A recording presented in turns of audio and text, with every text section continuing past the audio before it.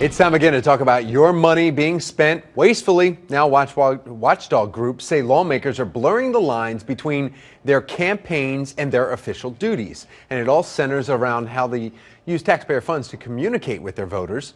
David Williams with the Taxpayer Protection Alliance is here to tell us about what's going on with this. And we're talking about franked mail, right, David?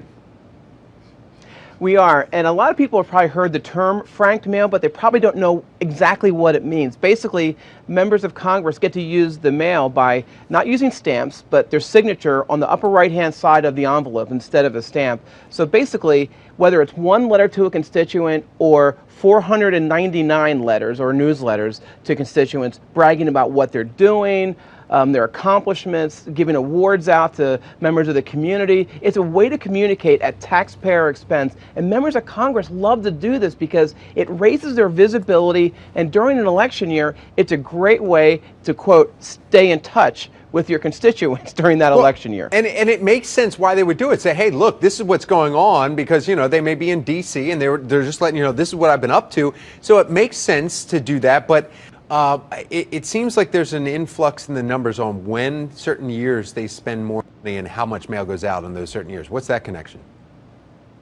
Well, Tom, that's the catch right there, because last year, a non-election year, Congress spent $7 million on this franked mail. Now, in 2012, an election year, they spent $24 million on this privilege. And guess what? You're not allowed to mail 90 days before an election. So in 2012, think about this. Between January 1st and August, $24 million was spent on sending out this mail. And of course, they do this because they want to, it's incumbency. It's one of the perks of incumbency, and we're paying for it. And guess what?